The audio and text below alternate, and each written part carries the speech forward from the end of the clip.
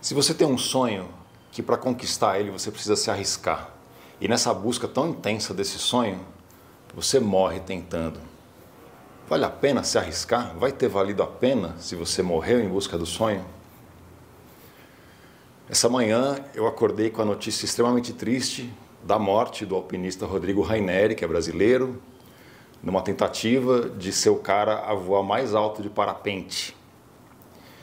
O Rodrigo é um cara que eu conheci, tive a oportunidade de interagir com ele uma única vez, quase 10 anos atrás. Ele ia fazer ainda a última tentativa de subida do Everest dele. Ele é um cara que subiu o Everest, subiu o Aconcagua, mas ele não subiu o Aconcagua normal, ele subiu o Aconcagua pela face difícil. E eu, embora simpatize com a escalada, eu não sou um cara que manja da escalada. Então eu não sei nem exatamente dizer qual é a face exatamente que ele subiu, mas eu sei que é a face difícil. E se não me engano ele foi o primeiro cara a subir a face difícil do Aconcagua. Ele subiu o Everest, se não me engano, 3 vezes, não tenho certeza, posso estar falando alguma besteira. Mas o que eu quero falar nesse vídeo vem do meu coração, então eu não quis pesquisar nada especificamente para trazer dados corretíssimos aqui, porque o que eu quero falar é da minha conexão com ele pelo coração. Eu conheci ele essa vez que ele estava prestes a ir subir o Everest. Ele ia dar uma palestra, ele foi dar uma palestra, acho que num Sesc, em algum lugar. E eu queria falar, eu descobri, eu nem sabia dele, mas eu descobri que tinha um cara lá que ia subir o Everest, que já tinha subido outras vezes, que ia dar uma palestra. E eu quis ir lá conversar com ele. Então eu assisti a palestra e fiquei esperando na fila, aquela fila final que as pessoas querem falar com o palestrante. Eu fiquei por último, eu fiz questão de ser o último para justamente ter mais tempo de falar com ele. Eu cheguei, ele me recebeu de uma maneira muito incrível. A gente ficou quase 2 horas conversando. A gente ficou ali um tempo conversando e foi caminhando junto conversando e chegou no carro dele para ele ir embora e ele continua ali conversando comigo, continuou me dando atenção. E eu me conectei muito fortemente com ele ali. Eu ainda ia para a Antártica a primeira vez. E eu fiquei curioso para saber como foi a caminhada dele, como foi que ele conseguiu projeção, como foi que ele conseguiu ser o cara que finalmente conseguiu subir no Everest. Né? Porque eu tenho o meu sonho de finalmente ser o cara que vai conseguir dar a volta ao mundo, mergulhando nos lugares mais incríveis do planeta. Eu ainda não consegui isso, mas eu consegui algumas tantas coisas ainda, já consegui algumas tantas coisas, apesar de ainda não ter realizado o sonho maior. E ele foi me contando da história dele, que antes de conseguir para o Everest, ele estava dando curso de escalada em gelo, né, de alta montanha na Bolívia. Aí eu falei assim, cara, mas mesmo assim, né, é incrível que você... Porque mesmo o dar curso de escalada na Bolívia talvez parecesse algo mais simples, mas eu falei assim, cara, mas assim, para brasileiro, exato. Então, mas a gente não tem alta montanha no Brasil, a gente não tem gelo no Brasil, então o brasileiro em geral tem medo de frio. Então, para você dar curso de alta montanha para brasileiro, você tem que ter primeiro formado os alpinistas, né, para eles quererem ir para a montanha. E ele virou para mim e falou assim, você entende do assunto, né? Ele quis dizer que eu entendo da relação, eu entendo da dificuldade, do passo a passo e do quanto a gente tem que se esforçar para ir conseguindo e galgando esse caminho. Eu mesmo já tive vezes de pessoas, quando eu falei que ia para a Antártica a primeira vez, as pessoas ficavam preocupadas, né? Falavam, mas não vai morrer. A minha família ficou muito preocupada, a minha mãe ficou muito preocupada. Um amigo meu que subiu a Aconcagua me falou, não vai morrer. Então eu fiquei pensando, né? Poxa, se até o Montanha que subiu a Aconcagua falou para mim, não vai morrer. Aí eu comecei a esclarecer um pouco mais para as pessoas e falar que ir para a Antártica não era tão arriscado assim, que tem gente que vive de ir para a Antártica, né? Há anos vai para a Antártica, diversas vezes por ano. Se fosse tão perigoso assim, essas pessoas não viveriam disso. Mas o ponto não é esse. O ponto é, quanto vale a gente se arriscar pelo que a gente acredita, pelo que a gente quer? Mas e se a gente morrer? Né? E se a gente morrer nessa busca? Vai ter valido a pena? Eu, que já fui mergulhar em diversos lugares, já desci profundidades razoavelmente profundas, 60 metros, não é tanto assim, mas já fui para mares com tubarão, enfim, e as pessoas né, se preocupam com essa busca, com essa intensidade, né, navegação na Antártica. Já contei algumas vezes da super, hiper, mega tempestade que eu peguei ali na proximidade do Cabo Horn. Foi a pior tempestade de longe que eu já peguei. Eu espero nunca mais pegar algo tão terrível assim. E sempre vem a pergunta, o questionamento: vai ter valido a pena se acontecer alguma coisa, né? E a gente que vive nesse caminho, que não é o caminho ali pavimentado, já das profissões que já estão bem definidas, né? A gente que está tentando abrir coisas novas, a gente que, infelizmente, só sente plenitude quando a gente está de fato buscando o nosso caminho, buscando trilhar o nosso sonho.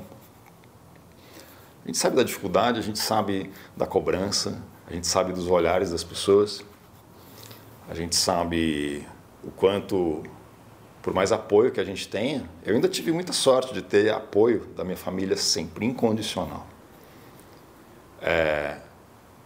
Mas as pessoas no entorno, ali, amigos e família um pouco mais expandida, né, sempre apoiaram. Mas eu sentia que tinha um olharzinho ali de, esse cara é meio doido, né? Enfim. Então tem como se fosse uma força do mundo que te segura, que não te impulsiona, não te ajuda, não te empurra e fala, vai, meu, vai com tudo, vai para cima. E a gente tem que ir apesar disso, a gente vai indo apesar disso, né? A gente vive, passa perrengue, e tem gente que acha que a gente gosta de perrengue. Não, a gente não gosta de perrengue. A gente faz não por causa do perrengue, a gente faz apesar do perrengue, a gente faz apesar da dificuldade, a gente faz apesar do frio, a gente faz apesar das tempestades. E eu suponho que os alpinistas façam apesar também das avalanches, do risco de congelamento. Não é por causa disso, é apesar disso. E tem uma busca que é difícil, a gente parece que tem que estar sempre caminhando, como se estivesse caminhando dentro da água, como se estivesse caminhando com dificuldade, dentro do mel, né? Enquanto outras profissões, as pessoas parecem que estão caminhando com mais tranquilidade, com mais liberdade. Eu até conto muito a história que uma vez, uma namorada que eu tive, anos atrás, ela terminou comigo e falou que eu era sonhador demais. Aquilo doeu. Eu fiz até terapia para lidar com essa, não a rejeição dela especificamente, mas aquela dúvida, né? Será que eu estou doido? Será que eu devia sossegar, né? Tomar vergonha na cara e buscar o caminho do emprego, né? Da segurança, e não ficar nessa coisa doida de buscar um sonho que parece tão difícil de atingir. E até que eu entrei em paz comigo mesmo e me dei conta que eu era desse jeito, que não tem outra maneira de viver a vida. Eu faço a analogia da arte, da música, por exemplo, né? Eu que já fui músico profissional. Viver de música é muito difícil. É uma minoria que vive de música bem e uma micro minoria que de fato vive de forma, né, que consegue ganhar muito dinheiro, consegue ter um sucesso no sentido financeiro, estrondoso. E a pessoa que é artista, ela não faz arte porque ela acha bonito. Ela faz arte porque ela não vive sem a arte. Não fazer arte não é concebível. A grande maioria das pessoas que faz arte não tem êxito, não tem reconhecimento, não tem o sucesso financeiro que gostaria, mas continua fazendo a arte. Continua fazendo, a vida não é concebível sem aquela arte. E eu extrapolo isso para quem explora o mundo, para quem tenta viver de fotografia, de aventura, de corrida de aventura, de esporte, de alpinismo, ou eu de mergulho, de navegação. E ali no Rodrigo, conversando com ele, eu via nos olhos dele essa busca. Eu via que ele já estava na minha frente, né? Que ele já tinha conseguido coisas muito além daquilo lá. Mas eu sentia que eu ia buscar aquilo também, que eu ia seguir o meu caminho. E quando finalmente eu voltei da Antártica a primeira vez, as pessoas passaram a me olhar diferente. Quando eu finalmente comprei meu próprio barco, a Fernande, meu veleiro, e fui para a Antártica e voltei a primeira vez, eu no comando da Fernande, eu no comando de um veleiro até a Antártica e de volta, com um monte de gente a bordo, as pessoas passaram a me olhar diferente. Até minha mãe me olhava diferente. Eu diria que minha mãe é a pessoa que mais me conhece, de todo o planeta. Até a minha mãe me olhava diferente. Então, é incrível quando a gente parece que passa de fase. Parece que as pessoas deixam de olhar para a gente como um doido, sonhador, meio doido aí, que vai lá, vai fazer aí, dá um tapinha nas costas e apoia, mas não acredita de verdade. Não sei se acredita de verdade. A impressão que dá que parece que não acredita tanto. Parece que acha que a gente é meio doido. Mas aí quando a gente consegue, é tão incrível isso. Isso valida a gente, isso valida quem a gente é. E cada vez mais isso mostra pra gente que esse é o caminho que tem que ser seguido. Imagina o Rodrigo ter subido o Everest algumas vezes. Aquela vez que a gente se conheceu, ele estava prestes a ir de novo. Se não me engano, ele chegou no topo do Everest e o plano dele era descer o Everest de parapente. E não deu certo, isso eu lembro que ele não conseguiu. E aí ele passou então a se dedicar ao parapente. Eu imagino que, por conta até da idade, né? Acho que ele já tinha próximo de 50 anos. Eu, que já estou próximo dos 50, sei que o corpo já não é mais o mesmo, a energia já não é mais a mesma. A gente sabe tocar mais a bola, mas a gente corre menos. E passou a se dedicar então ao parapente. E eu, 3 dias atrás, vejo ali, zapeando no Instagram, vejo uma postagem dele voando ali no Paquistão. E achando o máximo, né? Que, pô, aquele cara lá que me deu atenção, que fez tanta coisa incrível, que está seguindo, que está buscando o sonho dele, que está incentivando a gente a buscar o nosso. Está lá numa nova empreitada. E aí tá. E aí eu acordo hoje com postagens das pessoas, né? Enfim, com aquela que você já olha uma foto e fala, opa, essa foto no perfil de outra pessoa, tem alguma coisa errada. Eu já comecei a ler achando que tinha acontecido alguma coisa e tinha acontecido mesmo. Então eu fiquei nessa conversa interna, fiquei debatendo se eu deveria ou não gravar um vídeo falando sobre isso e decidi gravar. E esse vídeo não tem edição, não tem imagem bonita, não tem corte, não tem nada. É só aqui, é apertar play, apertar REC e começar a falar.